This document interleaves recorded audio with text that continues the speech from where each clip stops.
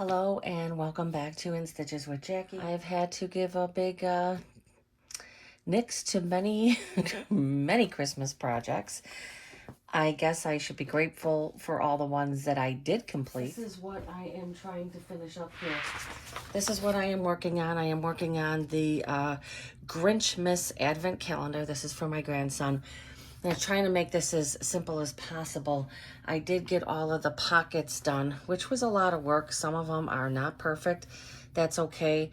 Usually I would put like a piece of double-sided tape and sew that closed. I'm not going to do that. I found a nice matching green color, and I'm just going to just sew along the bottom. Or I may wait to see, because all of those have to be stitched on here. But I think I'm going to follow what they did. They did like a serpentine, just a big serpentine stitch. I don't know if you could see it on here. And I thought, you know what, that would probably be nice and easy. So I'm going to do my serpentine, get this whole top quilted, and then I'll stitch on the pockets.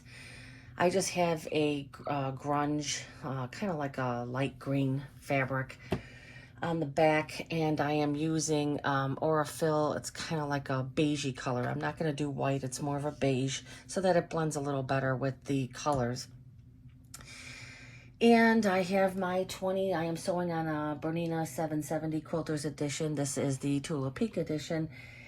Older machine, smaller screen. And I got my 20D foot on, and now I want to do a zigzag stitch, right? I wonder what does this turn into a serpentine? Yeah, I guess it does. I really want something pretty big. I don't want to be dealing with a bunch of, I think 3 is probably going to be good. If you could see, it's kind of like almost barely. I should probably try it out on the side first, and that's what I'm going to do. I'm going to try it out on the side here and see what this looks like. There. That's a really, really nice, I think that's going to be perfect. So I thought I might be able to maybe just, you know, cut this out and make the Grinch. And it's funny because it's the only one on here. So I am gonna make his Grinch thing to put in the pockets from this piece. I'm gonna stuff it with a little polyfill, and that should be good. This is the thing. How do I go back to the beginning for this? I don't want to start in the middle, so I did it to a 3. So let me just go back. Oh, it kept it at a 3. Okay. Oh, nice, Bernina, nice. I didn't know it was going to do that. So let me wrap this up. I'm kind of a little disorganized here this morning. Let me get this wrapped up. I don't think that this is going to take long at all to do. This is not a big panel. It's probably going to take more time to sew on all the pockets than it is this. I did put a few pins to hold things in place. And let's see if we can start this. I was kind of thinking I could start it in the middle and work it down, because I'm not sure I like this, but I'm going to go with this because I don't have time to play games. So I'm just going to do my serpentine straight down. Let's see how this goes. Keep this wrapped here.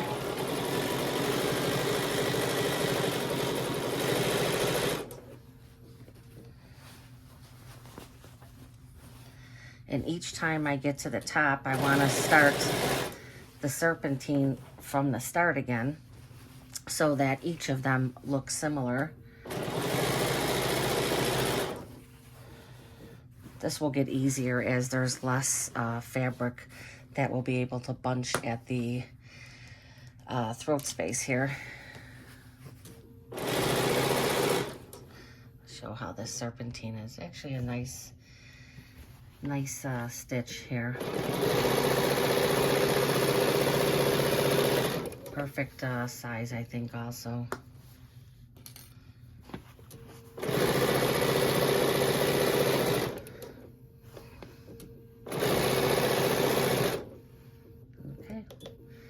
First one done. Don't unthread.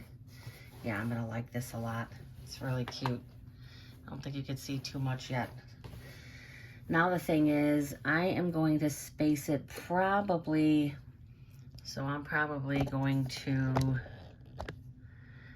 I'm gonna line my foot up just to the edge of that one, because otherwise it's gonna be really hard for me to, again, I don't want to take the time doing a whole bunch of lines and everything else like that.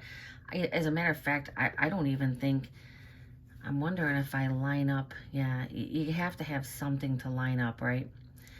So I'm going to take that to the beginning again, because again, we want to start off the beginning. I don't think it's going to really matter if I say, I'm not trying, the thing about starting at the beginning each time is in the hope that the serpentine is going to match going down. I'm not sure how that's going to turn out, but in the scheme of this project, I'm not too concerned about it. As a matter of fact, I'm not even too concerned about, I'm sorry that I'm hitting this, I'm not even too concerned about the spacing. I have become a fan of the serpentine stitch. I did this on the panel that I made for my granddaughter, but that panel was much easier. I just did the serpentine on the pockets. And as you can see, this is not going to take long at all. Very glad about that. And let's see how that looks. Oh yeah, very nice. Again, I'm not staying too even. Let me see if we could see that better. It will look a little better once we get this going. Again, each time I get to the top, I am going to press my serpentine stitch again, or my zigzag stitch again, and it takes it to the beginning, but it's leaving it the same stitch length that I put in there, or width, which I like. I thought if I pressed the button, it would go back to the original size. So this is going to be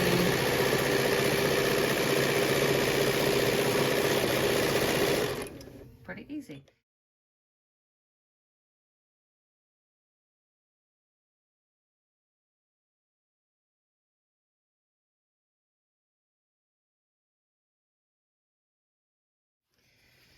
I'm continuing with my stitching, but just wanted to show you how this serpentine is coming out and the effect it has on this. I think it's really cool.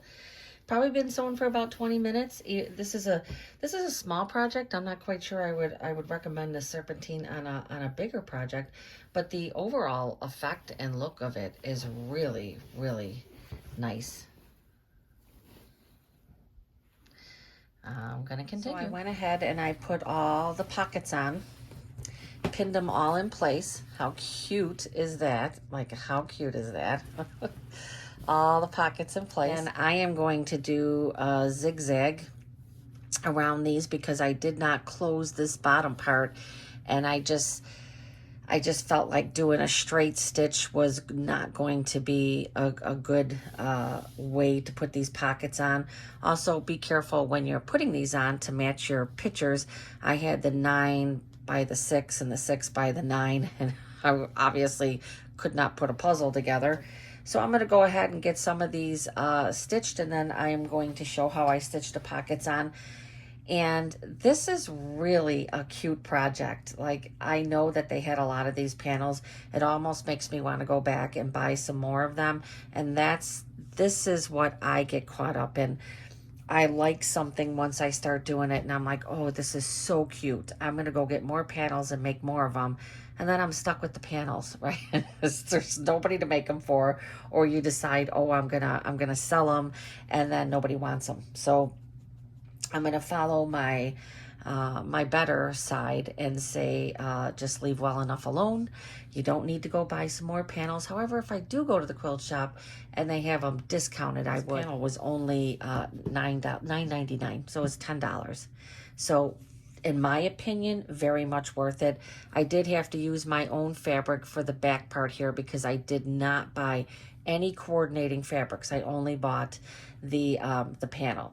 So all of this was included in the panel, but not enough fabric to do the back. So that was not a problem. I've had this green sitting around for a while. And so I'm going to figure out what zigzag stitch width and length works the best, and I will be back to show how I put the pockets on. I have started to stitch the pockets on. I'm doing a zigzag stitch. Oops, sorry about that. Zigzag stitch to put all my pockets on. Obviously not sewing the top. So I just have a few more to do. I just took the basic zigzag and I put it at a 1.75 length and a 3.6 width. That seemed to work well. And just gonna show how I'm putting these on.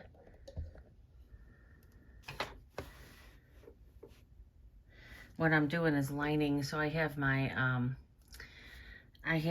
open toe, but there is like a little notch there, so I'm kind of like setting that up right on the edge of this. Now I do want to go back.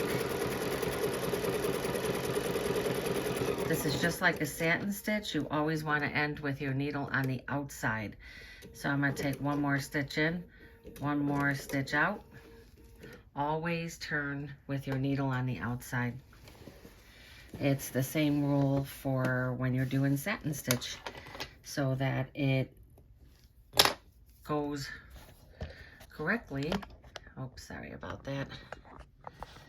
Put this down some. That is much better. So that when it goes, it's crossing over. If you stopped on the inside, then it's going to stitch there first. So this makes sure that that's covered. Again, I didn't close the bottoms, and that's why I'm doing the zigzag stitch, because I know that it's not going to be an issue with those sections opening up. If I would, uh-oh, I caught that. How much did I catch it by? Oh, just a little bit. So let's see. Always make sure you're looking at your back fabric.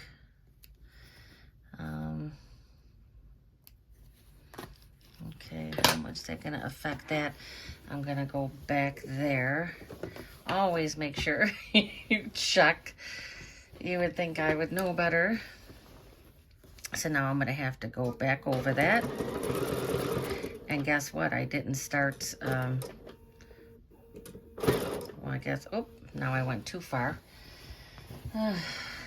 That's okay. I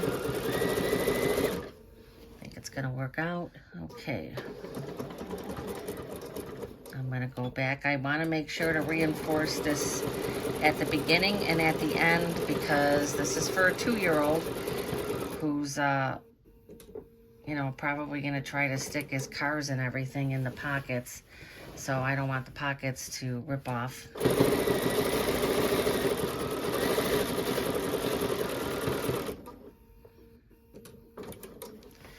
This was a fun project.